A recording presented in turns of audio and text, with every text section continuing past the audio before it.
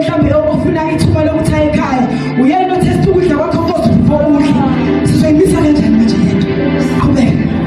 uhambo lwakho luya kuba isikhathi esingakanani nokubuya kwakho kuya kuba nini na beke kwaba kuhle enkosini ukuvuma ukuthi ngihambe ngazi ngayitshela isikhathi esithi ngoba ukhuluma iqiniso Nkosini Nkosi yavuma qhubeka verse 7 futhi ngathi enkosini uma kukuhle enkosini manginika izinqwathi kubabusi phesheya komfula ngayifike kanjani Nkosi uma sicabanga namhlanje ukuthi kufanele ukuthi izolisekho ngabe ngithi kube foreigners in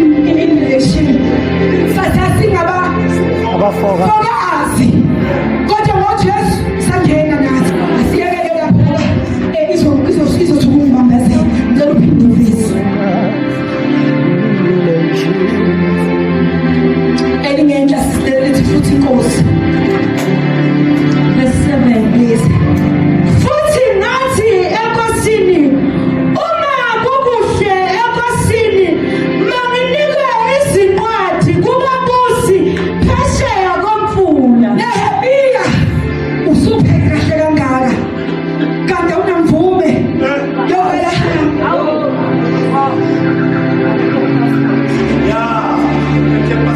Nehemiya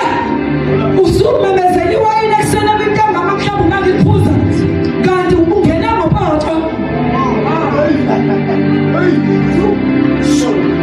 kanti-ke manje cabanga mase kufanele buyele emuva ngoba iyayisinde lena yokuthi umuntu afike enkosini kodwa bese phuma efaya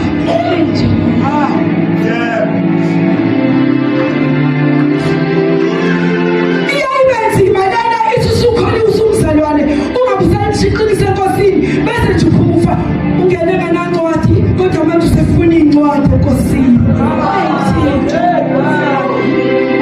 namhlanje ngizothi malibe ngithulithe amahle conference yebhuthi siyenzekile iy'ncwadi ngabe seniyitholile nani nisifumanile iy'ncwadi ngoba inkinga kaNehemiya yathi uma ngiya kuma-borders bazosuke bangivimba ama-governors ukuthi ngizodlula kanjani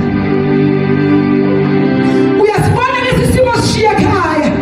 namhlanje ngathi uNkosi kaGudi phuma nencwadi